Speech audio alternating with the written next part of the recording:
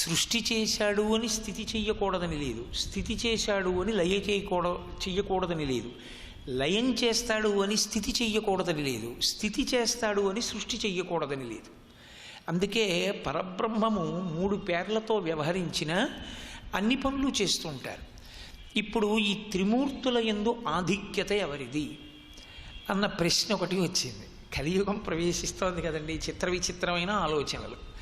దీనికి భృగు మహర్షి బయలుదేరాడు, నేను నిర్ణయిస్తాను. ఎవరు భృగువు? భృగువు బ్రహ్మగారి యొక్క హృదయము నుండి జనించినవాడు. ఆయన నవబ్రహ్మల యందు భృగువు కూడా ఒకడు. అటువంటి భృగు మహర్షి ఆయన జీవితంలో చాలా గొప్ప విషయం ఏమిటంటే ఆయన 3 మూర్తుల్ని శపించాడు. బ్రహ్మగారిని శపించాడు, విష్ణువుని శపించాడు, శివుణ్ణి శపించాడు. ఆయనేం విష్ణువుని నెత్తి మీద పెట్టుకున్నవాడేం కాదు. విష్ణువు దశావతారాలు స్వీకరించడానికి, ప్రత్యేకించి రామావతారం రావడానికి కారణం భృగు మహర్షి శాపమే. అంటే అలా ఎందుకండి శాపం ఇస్తూ ఉండడం అంటే, అపారమైనటువంటి తపశ్శక్తిని గణించినప్పటికీ భావమునందు ఉద్రేకమును పరీక్షించుకోగలిగినటువంటి శక్తి లేకపోతే అది శాపవాక్కుగా విడుదలవుతూ ఉంటుంది. భృగువు తాను త్రిమూర్తులలో అధికుడెవరో తెలుసుకుంటానని బయలుదేరాడు. ఎవరు? ఏ త్రిమూర్తులలో బ్రహ్మగారి హృదయము నుండి పుట్టినటువంటి వాడో ఆయన బయలుదేరాడు. సరే, బయలుదేరి బ్రహ్మలోకానికి మొట్టమొదట వెళ్ళాడు. బ్రహ్మగారిని చూశాడు. అక్కడ పతితం స భృగుం దృష్ట్వా నోవాచ వచనం విధి. ఇది ఆయన కోపానికి కారణం. ఆయన త్రిమూర్తుల్ని పరీక్షిస్తున్నాడో, త్రిమూర్తుల చేత ఆయన పరీక్షింపబడ్డాడో అసలు చమత్కారం చూడాలి. ఆయన వెళ్ళింది బ్రహ్మసభకి. బ్రహ్మసభ యందు బ్రహ్మగారి పక్కన సరస్వతీదేవి కూర్చుని వీణ వాయిస్తోంది. 4 ముఖాలతో బ్రహ్మగారు వేదఘోష చేస్తున్నాడు. మహర్షులందరూ సభలో కూర్చుని ఉన్నారు. ఈయన నేల మీద పడ్డాడు. భృగువు వెళ్ళి బ్రహ్మగారు ఏం మాట్లాడలేదు, ఊరుకున్నాడు. అలా ఊరుకోవచ్చా అండి అని మీరు నన్ను మాట అడగచ్చు. సంప్రదాయ నమస్కారమునందు ఒక వైశిష్ట్యం ఒకటి ఉంటుంది. కొందరు ఆశీర్వచనం చెయ్యాలి. నమస్కారం చేస్తే ఆశీర్వచనం చెయ్యకుండా ఉండకూడని ఆశ్రమాలు కొన్ని ఉంటాయి. నమస్కారం చేస్తే లౌకికమైన ఆశీర్వచనము ఎప్పుడూ చెయ్యనటువంటి ఆశ్రమాలు కొన్ని ఉంటాయి. తురీయము అని ఒకటి ఉంటుంది, సన్యాసి. మీరు ఒక పీఠాధిపతి దగ్గరికో సన్యాసి దగ్గరికో వెళ్ళి నమస్కారం చేస్తే గృహస్థు దగ్గరికి వెళ్ళి నమస్కారం చేసినట్లు చేయకూడదు. 4 మార్లు నమస్కారం చెయ్యాలి. నేల మీద పడి లేచి పడి లేచి పడి లేచి దక్షిణ దిక్కుని చూడకుండా 4 మార్లు చెయ్యాలి. అభిముఖంగా చేయకూడదు, అడ్డంగా చెయ్యాలి. చేసేటప్పుడు దక్షిణాన్ని చూడకూడదు, చూడకుండా చెయ్యాలి. అలా 4 మార్లు చేస్తారు సన్యాసికి. పరమేశ్వరుడికైతే 3 మార్లు చెయ్యాలి. తల్లిదండ్రులకైతే 1 మారే చెయ్యాలి నేల మీద పడి. నమస్కారం ఎలా చెయ్యాలి అన్నది శాస్త్రం చెప్పింది. అంతేకాని ఎలా పడితే అలా, ఎక్కడ పడితే అక్కడ చేయకూడదు. నమస్కారమునందు అభివాదము అని ఒకటి ఉంటుంది. అభివాదము అంటే పెద్దల దగ్గరికి వెళ్ళినప్పుడు మొట్టమొదట పరిచయం చేసుకోవాలి. పరిచయం చేసుకునేటప్పుడు లౌకికమైనటువంటి పేరు ముందు చెప్పరు. కుడి చేయి పైన వేసి ఎడంచెవిని కుడి చేత్తో పట్టుకుని, ఎడంచేత్తో కుడిచెవిని పట్టుకుని, ఎడంచేయి కింద ఉంచుతూ ప్రవరాని చతుస్సాగర పర్యంతంగో బ్రాహ్మణేభ్య శుభం భవతు ఆత్రేయసార్చనారస సావాశ్వాత్రయారుషేయ ప్రవరాన్విత ఆత్రేయస గోత్ర కోటేశ్వర శర్మ అహంభో అభివాదయే అని ముందు పరిచయ వాక్యం చెప్పి అప్పుడు నమస్కారం చేయాలి నేల మీద పడి. దాన్ని అభివాదము అంటారు. ఇందులో గృహస్థు ఏదో ఒక మాట అనాలి. అథవా శుభం భూయాత్ అనాలి. సన్యాసి ఆశీర్వచనం చెయ్యరు. ఎందుకు చెయ్యరు అంటే ఆయనే తురీయంలో ఉన్నాడు. ఆయనకి లౌకికమైన విషయాలు ఆయనకి పట్టింపులోకి రావు. వచ్చాయనుకోండి ఆయన బహుకుటుంబై కూర్చుంటాడు. ఇప్పుడు మీ అబ్బాయికి ఉద్యోగం రాలేదని ఆయన చాలా ఆందోళన పడిపోయి ఆశీర్వచనాలు మొదలుపెట్టాడు అనుకోండి, అప్పుడు ఆయనకు కుటుంబం బయలుదేరిపోయినట్టు. అందుకని ఆయన ఏం చేస్తాడంటే, మరి మీరు చేసిన నమస్కారం ఏం చేయాలి? ఆయన పుచ్చుకుంటే, ఆయన ఖాతాలో వేసుకుంటే ఆయన మీకు ఉపకారం చేయాలి వాక్కు ద్వారా. అలా ఉపకారం చేస్తూ కూర్చుంటే ఇక సన్యాసం అనవసరం. ఆయన ఏం చేస్తాడంటే అప్పుడు నారాయణ నారాయణ నారాయణ అంటాడు. నారాయణునికి సమర్పిస్తున్నాను. మీరు పెడుతున్న నమస్కారాలన్నీ ఎవరికి వెళ్ళిపోతాయంటే నారాయణునికి వెళ్ళిపోతాయి. నారాయణుడు ఏం చేయాలి? నారములకన్నిటికీ ఆయన కాబట్టి ఆయన నీ కోరిక యోగ్యమైతే తీరుస్తాడు.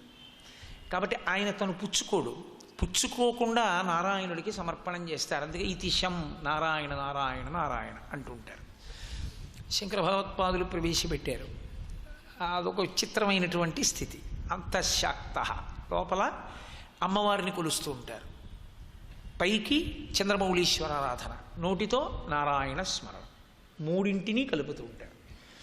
కాబట్టి నమస్కారమునందు ఒక లక్షణం ఉంటుంది. అన్ని వేళలా అందరూ నమస్కారాన్ని పుచ్చుకుని నోటితో తిరిగి చెప్పాలని నియమమేం లేదు.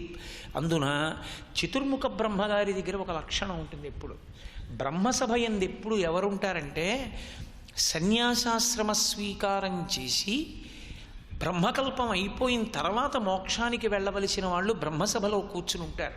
అందుకని విద్వద్గోష్ఠి జరుగుతూ ఉంటుంది. ఆయన పితామహుడు 4 ముఖములతో ఎప్పుడు వేదాన్ని పఠిస్తూ ఉంటాడు. పక్కన సరస్వతీదేవి సహకరిస్తూ ఉంటుంది. ఆయన చూసి మనసులో దాన్ని స్వీకరిస్తే చాలు, ఆయన ఇలా చూస్తే చాలు. ఇప్పుడు బ్రహ్మగారిది తప్ప భృగువుది తప్ప అన్నది నేను చెప్పక్కర్లేదు. ఈ పాటి తెలియనివాడా భృగువు అంటే? నమస్కారం చేసినవాడు దేనికి చెయ్యాలంటే వినయానికి చెయ్యాలి తప్ప నమస్కారం చేసినవాడు నమస్కారం చేసేసి అవతల వాడిని చెప్పించేస్తానంటే ఇంకెందుకు ఆ నమస్కారం, ఇంకెందుకు చేసినట్టు? అందులో వినయావిష్కారం ఏమున్నట్లు? ఆయన వెంటనే అనుకున్నాడు, బ్రహ్మగారికి కించిత్ అజ్ఞానం మిగిలిపోయింది అన్నాడు. ఎంత చమత్కారమో చూడండి, కలియుగ లక్షణం. బ్రహ్మగారికి కించిత్ అజ్ఞానం ఉంది కాబట్టి ఇతను ఆరాధనీయుడు కాడు, యజ్ఞఫలము ఈయనకి ఇయ్యబడదు. ఆయనే తీర్మానం చేసేసుకున్నాడు. బ్రహ్మసభని విడిచిపెట్టి వెళ్ళిపోయాడు. ఆయన కోపానికి అంతర్లీనంగా ఇంకో కారణం ఉంది.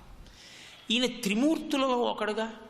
ఏమిటి పక్కన భార్యని కూర్చోబెట్టుకుని ఆ సరస్వతీదేవి వీణ వాయిస్తుంటే ఆవిడ వంక చూస్తూ వేదం చెప్తూ అంత భార్య పక్కనే ఉండాలా ఎప్పుడును?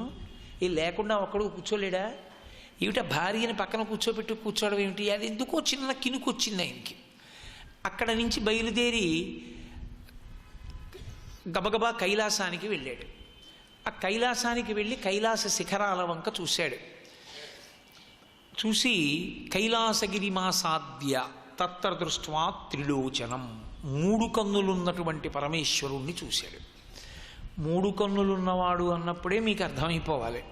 3 కన్నులున్నవాడు అంటే పరమశివుడి యొక్క 3వ కన్ను నిజంగా పైకి కనపడింది అనుకోండి, అంతకన్నా అందవికారమైన రూపం లోకంలో ఇంకోటి ఉండదు. ఎందుకంటే ఇక్కడ కానీ కన్ను కనపడితే చాలా అసహ్యంగా ఉంటుంది, ఏదో విచిత్ర వ్యక్తిలా ఉంటాడు అతను. అందుకే ఆ కన్ను ఎలా ఉంటుంది, మరి ఎలా కనపడుతుంది అని అడిగారు. దాన్ని లింగ పురాణం వ్యాఖ్యానం చేసింది. ఘృతరీతి ఘనీభూతం సచ్చిదానంద విగ్రహం అని చెప్పింది. ఆ 3వ కన్ను 3వ కన్నుగా కనపడదు పరమేశ్వరుడిది, అది కుంకుమ బొట్టులా ఉంటుంది. ఆయన ఎప్పుడైనా కన్ను తెరవాలి అనుకుంటేనే అది కన్నుగా రెప్ప విప్పుకుంటుంది. అసలు పాలనేత్రాన్ని విప్పడము అంటే కాముండి దహనం చేయడము అని మహాజ్ఞానిగా పరమశివుడు నిలబడతాడు అని దాని అర్థం. ఆయనే జ్ఞానగంగాధరుడు అని. కాబట్టి ఇప్పుడు పరమేశ్వరుణ్ణి చూశాడు. ఆయన పక్కన పార్వతీదేవి ఉంది. వాళ్ళిద్దరూ కామక్రీడయందు పరవశాన్ని పొందుతూ ఉన్నారు. ఇక్కడ మీకు నేను ఎంత పురాణం చెప్పినా, మీరు ఎంత భక్తితో విన్నా వెంటనే అనుమానం వస్తుంది. అంటే మనపాటి జాగ్రత్త కూడా ఉండదా పార్వతీ పరమేశ్వరులకి? అలా సభామంటపంలో అందరూ వచ్చే దగ్గర తలుపులు తెరుచుకుని కామక్రీడలు సలుపుతూ ఉంటారా అని. మీరు ఇప్పుడు కాదు, మీరు ఈ భాగవతం చదవండి, ఎక్కడ చదవండి, మీకు ఎప్పుడైనా సరే కైలాసంలో ఎవరైనా విడితే పార్వతీ పరమేశ్వరుల దర్శనం ఎలా అవుతుంది అంటే వాళ్ళిద్దరూ కామక్రీడయందున్నారు అనే చెప్తారు. ఇప్పుడు సాధారణంగా 99.9% విషయాలలో పార్వతీ పరమేశ్వరుల కామకేళి జరుగుతోందని చెప్తారు. కామకేళి జరుగుతోంది అన్న మాటని మీరు యథాతథంగా అది శారీరకమైనటువంటి కామముతో కూడినటువంటి చేష్టితముగా స్వీకరించకూడదు. దాని పేరే కైలాసము. కైలాసము అంటే కేళి సమాహారమైనది అని అర్థం. ఏమి కేళి జరుగుతుంది, ఏది కైలాసము అంటే పార్వతీ పరమేశ్వర తత్వము ఆనంద భైరవ ఆనంద భైరవీ తత్వంతో ఉంటారు వాళ్ళిద్దరు. ఎప్పుడైనా శరీరంలో ఉన్నటువంటి అవయవములు కదిలితే అది శివతత్వం. అందుకే తాండవమంతా కేవలము శివుడిది. అసలు తాండవము స్త్రీ సంబంధము కాదు.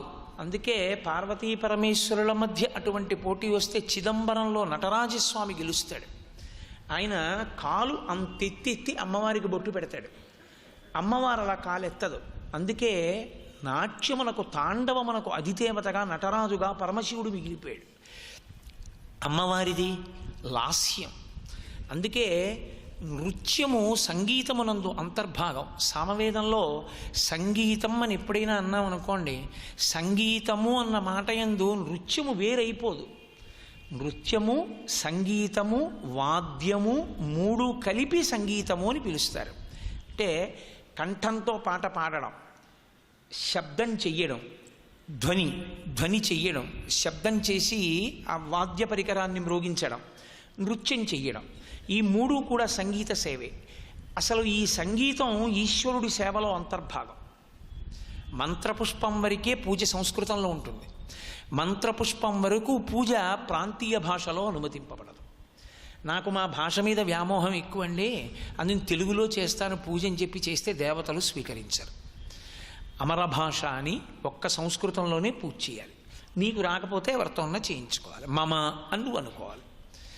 కాబట్టి మంత్రపుష్పం వరకు సంస్కృతం. మంత్రపుష్పం తర్వాత రాజోపచారాలు జరుగుతాయి.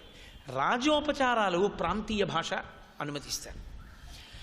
గీతం శ్రావయామి అన్నాను అనుకోండి, అన్నప్పుడు మీరు రామదాస్ గారి కీర్తన పాడారనుకోండి, అయ్యయ్యో తెలుగు పాటలు పాడకూడదండి, సంస్కృతంలో ఏదో దీక్షితుల వారి కీర్తన చేయండి అనక్కర్లేదు, తెలుగులో పాట పాడచ్చు. నృత్యం దర్శయామి అన్నారనుకోండి, నృత్యము కూడా సంగీతమనంత అంతర్భాగం అయిపోతుంది. వాద్యం ఘోషయామి సంగీతమనంత అంతర్భాగం అయిపోతుంది. మూడు కలిపి సంగీతమితి ఉచ్యతే. ఆ సంగీతం, నృత్యం, తర్వాత వాద్యం మూడు కలిపి సంగీతం అవుతాయి. ఈశ్వర రాజోపచారముల యందు కాదు అసలు శాస్త్రీయంగా. కాబట్టి పరమేశ్వరుడు నటరాజు, తాండవానికి అధిదేవత. తాండవము అన్నది దేనికి సంబంధం అంటే ఆంగికమునకు.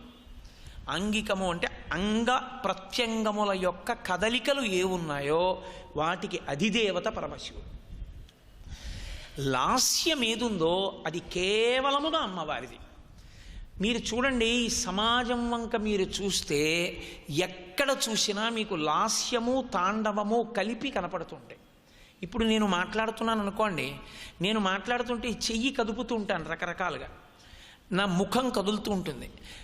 నేను చెప్తున్నప్పుడు ఏదో ఆ సందర్భంలో ఉన్నటువంటి రసమును ఆవిష్కరించేటప్పుడు నా కన్నుల యందు భావ ప్రకటనము మారుతుంది, నా ముఖంలో రసావిష్కారము మారుతుంది, నా ముఖంలో భావములు ప్రకటనము కావడమే అమ్మవారు. నా చేతులు కాళ్ళు కదలడం, నా ముఖం కదలడం పరమశివుడు.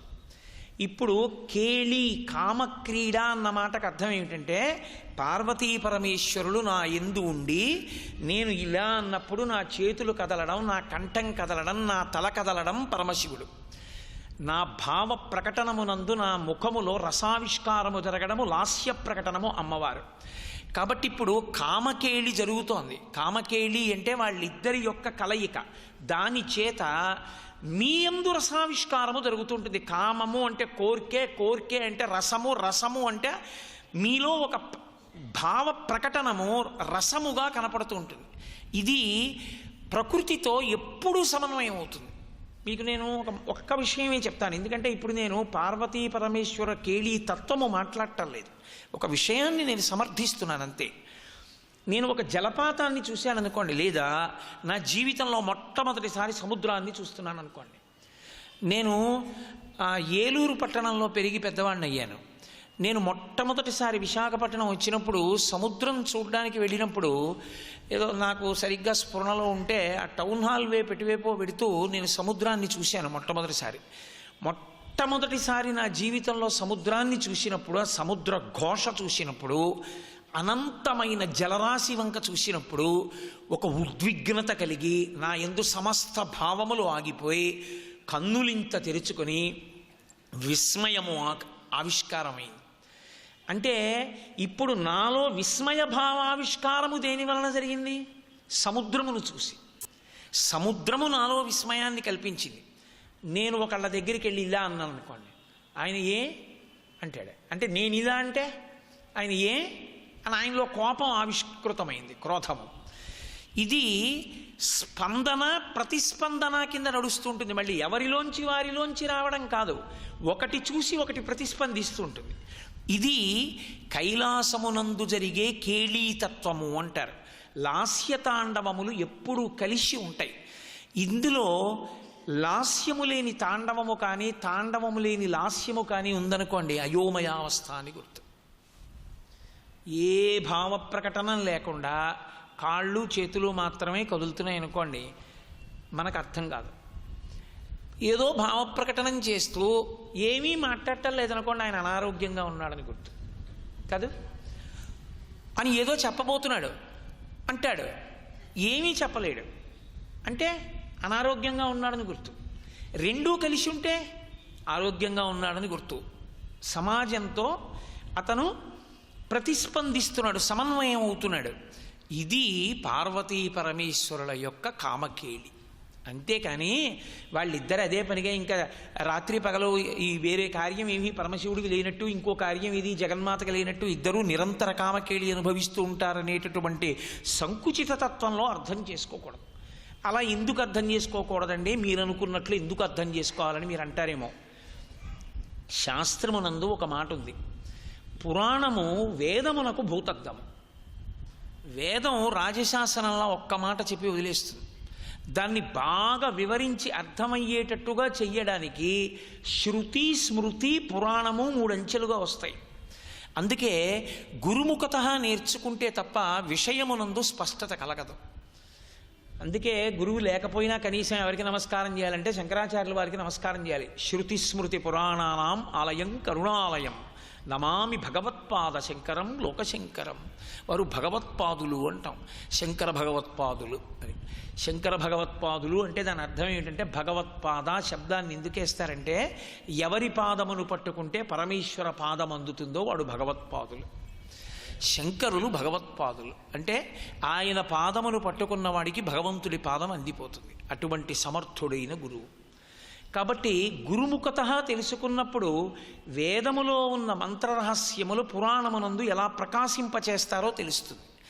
కాబట్టి పార్వతీ పరమేశ్వరులు కామకేళియందు మునిగి తేలుతున్నారు అంటే అది ఆనంద భైరవ ఆనంద భైరవీ తత్వమై శంకరులు సౌందర్యలహరిలో ప్రస్తుతి చేస్తారు దాన్ని. అది లాస్య తాండవ సమ్మేళనమై ప్రకాశిస్తోంది అని గుర్తు. ఇప్పుడు ఆయన పరమశివుడి వంక చూశాడు, ఒక నమస్కారం చేశాడు. పరమేశ్వరుడు కూడా అంతే. ఆయన దగ్గర ఒక లక్షణం ఉంటుంది. ఆయన దగ్గర గమ్మత్తు ఏమిటో తెలుసా అండి, ఆయన ప్రతి నమస్కారం చేస్తాడు. ఎలా చేస్తాడంటే ఇలా అనడం 2 చేతులతో. ఎందుకు అనడంటే ఆయన అనకూడదు అలాగా. ఎవరికి నమస్కారం చెయ్యకూడదో వాళ్ళకి మీరు నమస్కారం చేసినా, ఎవరికి క్షమార్పణ చెప్పకూడదో వాళ్ళకి మీరు క్షమార్పణ చెప్పినా అది పుచ్చుకున్న వాడికి ఆయువు క్షీణిస్తుంది ధర్మశాస్త్రంలో. పెద్దలు ఏదో పొరపాటున ఓ మాట అన్నారు మిమ్మల్ని, మీరు క్షమార్పణ చెప్పండి క్షమార్పణ చెప్పండి అన్నారనుకోండి, అయ్యా నన్ను క్షమించండి అని ఆయన వెళ్ళిపోయారనుకోండి, ఆయనకి ఏమీ పోదు, ఆయుర్దాయం మీకు క్షీణిస్తుంది. అందుకే ధర్మశాస్త్రంలో ఒక మాట, పిల్లల్ని ఎప్పుడైనా అనరాని మాట తండ్రి అన్నాడు అనుకోండి, తప్పు లేదు కొడుకుది, కానీ ఓ మాట తూలేడు తండ్రి. ఇప్పుడు ఒరే నాన్న సారీరా అనకూడదు తండ్రి. సాయంకాలం సంధ్యావందనం చేసుకునేటప్పుడు ఈశ్వరుడితో చెప్పాలి, ఈశ్వర కొడుకు మీద మాట తూలేను, తప్పు లేని వాడిని తప్పు అని నింద చేశాను, నా దోషమును క్షమించు అని ఈశ్వరుడికి క్షమార్పణ చెప్పాలి. అంతేకాని కొడుకు దగ్గరికి వెళ్ళి నాన్న నువ్వు నన్ను క్షమించు నాన్న అని తండ్రి అనకూడదు, కొడుకు కోరకూడదు. ఎందుకంటే ఆయుక్షీణం అవుతుంది. మీ ధర్మశాస్త్రం మారిపోతూ ఉంటుంది. ధర్మము స్థిరంగా ఉండిపోదు. ఆశ్రమాన్ని బట్టి, రోజుని బట్టి, మీరున్న స్థితిని బట్టి, మీరు ఎవరి ముందు ఉన్నారన్న దాన్ని బట్టి ధర్మం నిరంతరం మారుతుంది. మా అమ్మగారి ముందు నించుంటే పుత్రధర్మం, నా భార్య ముందు నించుంటే భర్తృధర్మం. రెండింటికి అస్థిమశకాంతర భేదం, అసలు రెండింటికి పోలిక ఉండదు. నా తండ్రి ముందు నేను నించుంటే పుత్రధర్మం, నా కొడుకు ముందు నించుంటే పితృధర్మం. ఏకాదశి నాడు ఉపవాసం ధర్మం, ద్వాదశి నాడు పారణ ధర్మం. ఆఫీస్కి వెడితే ఉద్యోగిగా నా అధికారికి నమస్కారం అండి అనడం ధర్మం. ఇక్కడ కూర్చుంటే శాస్త్రం మాత్రమే మాట్లాడడం నా ధర్మం. ఎక్కడి ధర్మం అక్కడే. అట్లాంటి ధర్మం చాలా కఠినంగా ఉంటుంది. కఠినం అంటే మీరు ఆచరించి దాని వలన ఫలితమును పొందవలసి ఉంటుంది. నా కూతురు అమెరికా నుంచి వచ్చింది అనుకోండి, ఏడాది తర్వాత ఎంతో సంతోషంగా ఉంటుంది కదా, నాకు ఎంతో సంతోషాన్ని పొంది గబగబా వెళ్ళి నేను నా కూతురిని పట్టుకుని దాని చెయ్యో కాలో పట్టుకుని ముద్దు పెట్టుకోకూడదు. అలా ముద్దు పెట్టుకున్నాను అనుకోండి, నా కూతురు చేతిని నేను ముద్దు పెట్టుకున్నా కూడా ధర్మము లుప్తమవుతుంది నా యందు. నేను ప్రాయశ్చిత్తం చేసుకోవాల్సి ఉంటుంది. 8 ఏళ్ళు దాటిపోయిందో కొడుకుని కానీ కూతుర్ని కానీ తండ్రి ముద్దు పెట్టుకోవాలంటే ఒకేలా పెట్టుకోవాలంతే. 2 బుగ్గలు చేతులతో పట్టుకుని తల వంచి మూర్ధన్య స్థానమును ఆఘ్రాణించాలి అంతే. వాసన చూసి ముద్దు పెట్టుకోవాలి పాపట ప్రారంభ స్థానమునందు. తప్ప ఎప్పుడు పడితే అప్పుడు ఎక్కడ పడితే అక్కడ శరీరం మీద కన్న తండ్రి అయినా సరే ముద్దు పెట్టడానికి వీల్లేదు. ధర్మశాస్త్రం అంతే. అందుకే రామాయణము వేదోపబృంహణము. రామచంద్రమూర్తిని విశ్వామిత్రుడితో పంపిస్తూ సపుత్రమూర్ధ్నుపాఘ్రాయ రాజా దశరథ ప్రియం అంటారు వాల్మీకి మహర్షి. కొడుకు మూర్ధన్య స్థానమునందు ముద్దు పెట్టి ఆఘ్రాణించి విశ్వామిత్రుడితో పంపాడు అన్నాడు. ఏమి ఒళ్ళంతా ముద్దులు పెట్టుకు పంపించలేక అంటే ధర్మము ధర్మమే. మనకి ధర్మం ఎలా ఉంటుందో రామాయణం చూపించాలి. అందుకని ప్రతి చిన్న విషయాన్ని అంత జాగ్రత్తగా చూపిస్తాయి కావ్యం పురాణం. కాబట్టి ఇప్పుడు భృగువు చూశాడు పార్వతీ పరమేశ్వరులది. పైకి కామకేళి, లోపల అది లాస్య తాండవ ప్రక్రియ. నమస్కరించాడు. తాను నమస్కరించకూడదు శివుడు. కాబట్టి ఆయన భాగవతంలో చెప్తాడు, చతుర్థ స్కంధంలో తాను ఎలా నమస్కరిస్తాడు. తాను ఎలా నమస్కరించాలి? శివుడు నమస్కరించాలంటే కేశవ రూపానికి చేయాలి, కేశవుడు చేయాలంటే శివరూపంగా చేయాలి. ఎందుకంటే ఇంకో రూపాలు లేవు చేయడానికి వాళ్ళకి. ఆయన ఏం చేస్తుంటాడంటే విష్ణు స్వరూపాన్ని చూసి తన మనస్సులో నమస్కరిస్తూ ఉంటాడు. విష్ణువు శివస్వరూపాన్ని చూసి నమస్కరిస్తూ ఉంటారు. కాబట్టి ఆయన పైకి నమస్కారం అంటే నమస్కారమో ఆశీర్వచనమో చేసేది కాదు, ఆ సందర్భాన్ని బట్టి చేయరు. కాబట్టి ఆయన అలాగే ఉన్నాడు. ఈయనకి కోపం వచ్చింది. అలా రావచ్చా భృగువు కంటే? తెలిసి ఉండడం వేరు, తెలిసున్నది అనుష్ఠాన పర్యంతంలోకి వచ్చేటప్పుడు వైక్లభ్యములను తట్టుకోగలిగినటువంటి సమర్థత పరిణతిగా పరిణమించడం వేరు. అన్నీ తెలిసి ఉంటాయి, కానీ ఆయా ప్రత్యేకమైన సందర్భం వచ్చేటప్పటికీ కాలు జారిపోతాడు. తెలియక తప్పు చేసినవాడు కాడు, తెలిసే చేసినవాడు. అప్పుడు ఏమని మీరు అనవలసి ఉంటుంది? శాస్త్రం అయితే ఏమంటుందో తెలుసా? దాన్ని నిషిద్ధ కర్మాచరణమునందు అనురక్తిని ప్రతిఘటించలేని బలహీనత అని పిలుస్తుంది. నిషిద్ధ కర్మ అంటే ఇది చెయ్యకూడదు, ఇది చెయ్యకూడదు అని ఆయనకి తెలియదా? తెలుసు. మరి ఎందుకు చేశాడు అంటే అలా చెయ్యకుండా ఉండలేని బలహీనతకి లోనయ్యాడు అని గుర్తు. తెలియక చేసిన వాడైతే క్షమార్పణ, తెలిసి చేశాడు క్షమార్పణ లేదు. సర్వం శ్రీ ఉమామహేశ్వర పరబ్రహ్మార్పణమస్తు. స్వస్తి.